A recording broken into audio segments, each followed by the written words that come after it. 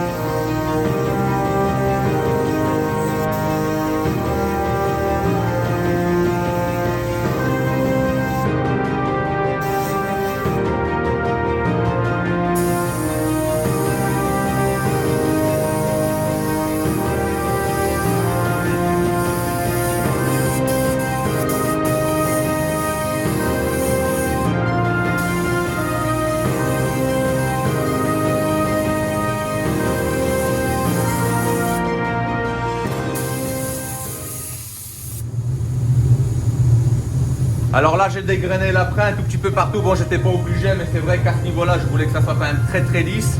Puis maintenant, il est temps de poser des joints entre les tôles pour protéger un tout petit peu le bazar. Et à la fin, on va mettre l'anti-gravillon dans les poubelles et puis base, vernissage.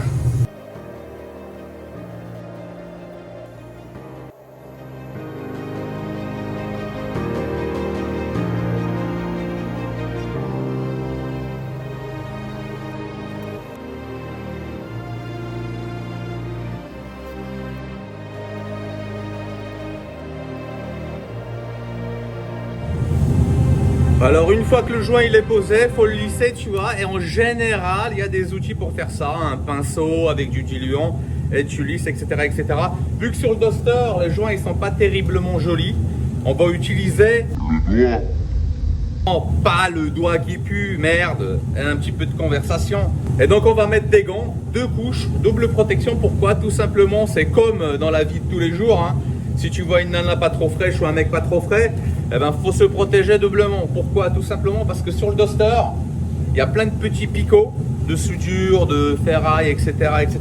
Et puis la colle les a recouverts. Il se peut que la première couche du gant soit coupée en fait en le lissant, et puis tu t'en fous plein les doigts après pour les enlever le soir. C'est la galère. Donc j'en mets 2 toujours.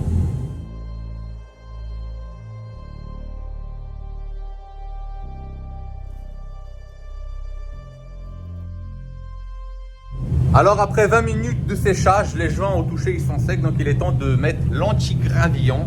Et l'autre jour j'ai eu une question par rapport à la 508 quand j'ai fait le bas de caisse. Pourquoi j'utilise ça et pas par exemple un truc en aérosol ou en bombe? Bah, tout simplement parce que le produit en fait, certainement au 100 grammes il est moins cher, mais surtout son résultat il est complètement différent. Même si la bombe que je vais te faire voir tout à l'heure elle est bien aussi. Mais regarde, on va comparer.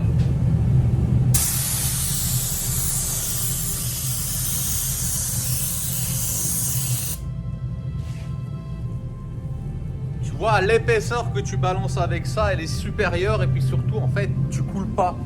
Au niveau de la désolvation, quand il sèche, c'est pareil, il fait pas des petites bulles, en fait. Si tu surcharges le produit, il est à peu près stable, on va dire. La bombe, c'est un très très bon produit, hein, il n'y a aucun problème là-dessus. Sauf que par rapport à l'utilisation qu'on a là, et puis les moyens qu'on a, on va pas l'utiliser. Ce sera plus un produit de dépannage pour moi, ou chez moi, par exemple, j'ai un truc à bricoler, tu vois, je prends ça. Mais regarde, c'est complètement différent. Ça va être sec, je vais te montrer ce que ça donne, mais déjà là, bon, on se rend pas très compte. Mais tu vois, l'épaisseur ne donne pas le structurant du goudron. C'est beaucoup plus fin à la bombe. Donc il y a plusieurs structurants différents, mais en général, c'est à peu près toujours pareil, hein. C'est un tout petit peu plus fin. Bon allez, c'est parti, on va klaxonner.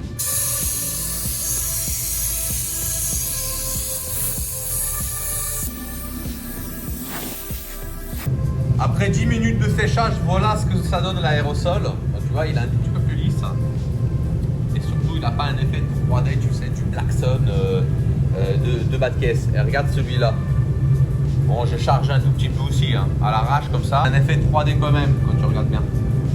C'est pour ça qu'on utilise plus celui-là. Il est beaucoup plus épais, il se travaille plus facilement. Tandis que celui-là, bon, il est là pour dépanner, il est là pour faire du travail rapide. Même si c'est un très très bon produit. Voilà les amis, le secret professionnel des peintres, la teinte de la voiture. Donc ça c'est le numéro que tu as sur ta carrosserie, le nom de la couleur, donc gris comète, c'est une très très jolie couleur, année de production, tu vois. Et puis voilà tout ce qui rentre dans la teinte. Donc il n'y a pas que du gris et du noir, non, il y a du gris, du noir, du bleu. Ça, le 8724 c'est du rouge. Après on a les dilutions ici. Là c'est les références des lèches. Et puis bah voilà, c'est parti, on va faire la couleur.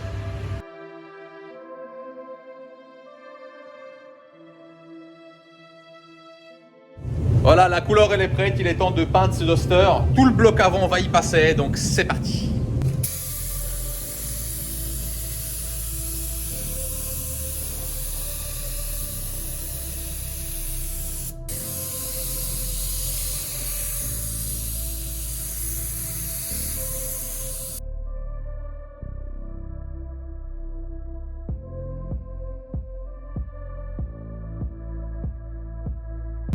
Dernière étape de la vidéo d'aujourd'hui, le vernissage du bloc avant. Donc là, ça va se passer très très vite. J'utilise le vernis LexiClear de chez XL. Donc c'est un très très bon vernis, un nouveau produit qui est relativement rapide au niveau du séchage. Le seul problème, c'est qu'il est assez liquide, donc il faut faire gaffe aux coulures.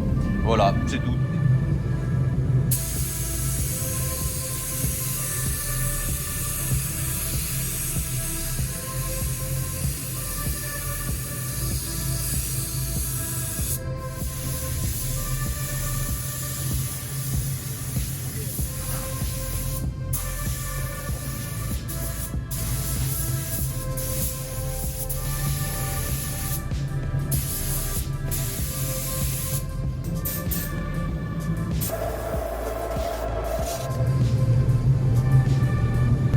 Voilà les amis, il est temps de finir cette vidéo là car j'ai fini le chantier. Il va falloir mettre en chauffe la voiture et puis dans 20 minutes elle va sortir de la cabine. Il me reste encore là-dessus à peindre le capot, pare-choc, les deux ailes et puis 2-3 conneries à gauche à droite. Si le format d'un truc comme ça te plaît et puis tu as envie de voir la suite de cette caisse là, tu me le mets dans les commentaires, je vais le filmer. Et puis si ça vous plaît, je le mettrai en ligne. Et puis voilà, prochaine vidéo aussi, il y aura la suite de la 508 et puis 2-3 présentations de bagnole si j'ai le temps. D'ici là, prenez soin de vous, gros bisous et puis à bientôt, ciao.